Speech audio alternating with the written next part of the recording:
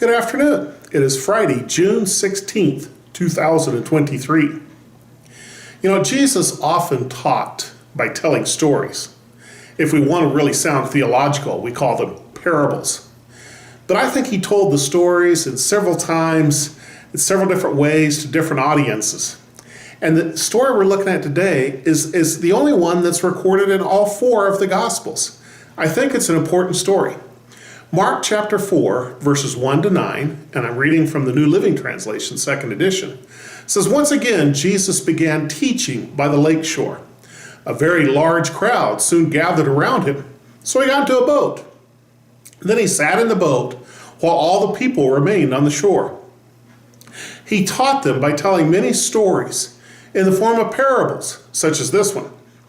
Listen, a farmer went out to plant some seed. As he scattered across his field, some of the seed fell into a footpath, and the birds came and ate it. Other seed fell on shallow soil with underlying rock. The seed sprouted quickly because the soil was shallow, but the plant soon wilted under the hot sun because it didn't have deep roots. It died. Other seed fell among thorns that grew up and choked out the tender plants, so they produced no grain. Still other seeds fell on fertile soil, and they sprouted, grew, and produced a crop that was 30, 60, and even 100 times as much as had been planted. Then he said, anyone with ears to hear should listen and understand." Talked about farmers, told stories about farmers quite a bit. They knew farmers they are familiar with. Most of them planted some groceries at home just to be able to feed their families. They understood farmers. They're not big corporations like we see today, but small family farms. Everything was done by hand. They sowed seed, planting by hand. In this case, they're not talking about planting trees or planting grapevines. Talking about planting by the dispersion method, just throwing the seeds out and letting it catch. Throw some here, throw some there. It's probably for wheat or some other form of grain. Not talking fruit trees. He listed 3 problem areas for the seeds. The first one is the footpath. It's hard, that's covered by blocks, it's packed down, and so the seeds don't fall into the soil and birds come by and eat it. It's good for the birds, but doesn't do much for the farmer.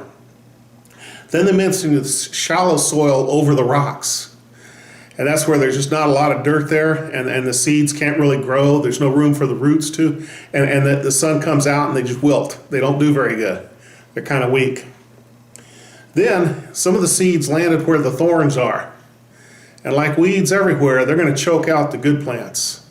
And so the weeds choke out the good plants and they don't produce any seed, and it's no good for the farmer. But some of the seed fell onto fertile soil. And it produced 30 times what was planted, or 60 times what was planted, or even 100 times what was planted. And that's a good return on a planting. You know, if you're planting a garden, you're going to plant 3 or 4 seeds and hope that one of them comes up well.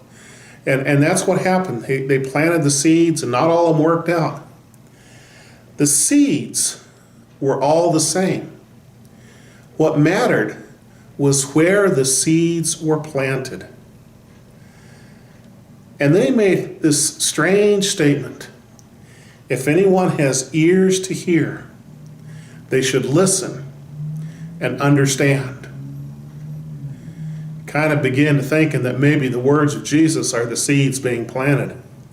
And there's a whole bunch of ears that are going to hear that. And some of them are hard footpath ears. Some of them are shallow ears over rocks. I like that one. And some of them are all choked out by other things. But some people have ears to hear, and they're fertile, and they grow. What about you? In all of those situations, the soil can be changed. You can break up a hard footpath. You can pull the rocks out underneath the surface. And you can clear out the thorns. And you can make the soil fertile in each one of those situations. May your soil be fertile for the seeds God throws your way to land and grow. God bless you.